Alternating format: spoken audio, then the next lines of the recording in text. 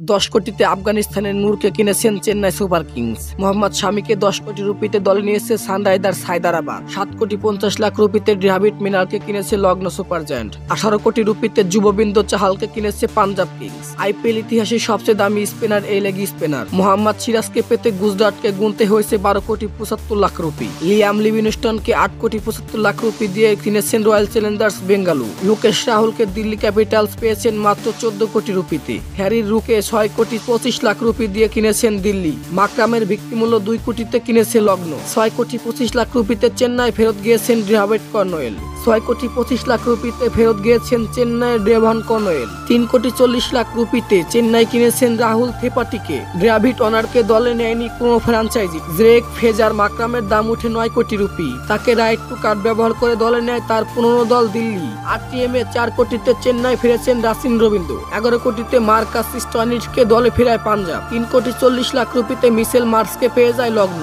4 কোটি 20 লাখে গ্রেগর ম্যাক্সওয়েলকে কিনে নেয় পাঞ্জাব। এই অজি অলরাউন্ডার এর আগে 2 দফা পাঞ্জাবে খেলেছেন 5 মৌসুম। ডিককে 3 কোটি 60 লাখ রুপিতে নিয়েছে কলকাতা নাইট রাইডার্স। ফিল সলকে কিনেছে রয়্যাল চ্যালেঞ্জার্স বেঙ্গালুরু। খরচ করতে হয়েছে 11 কোটি 50 লাখ রুপি। মাত্র 2 কোটি রুপিতে রহমতুল্লাহ গুরুবাসকে পেয়েছেন কলকাতা নাইট রাইডার্স। ঈশান কিষানকে 11 কোটি 25 লাখ রুপিতে কিনেছে হায়দ্রাবাদ। ভারতের আরেক উইকেট কিপার ব্যাটার জিতেশ শর্মাকে 11 কোটি রুপিতে কিনেছেন বেঙ্গালুরু। আরেক লঙ্কান স্পিনার হাসারাঙ্গা দলটির জন্য খরচ করেছে 5 কোটি 25 লক্ষ রুপি। নূর আহমেদকে 10 কোটি রুপিতে কিনেছেন চেন্নাই। রাহুল চাহালকে 3 কোটি 20 লাখ রুপিতে কিনেছে হায়দ্রাবাদ।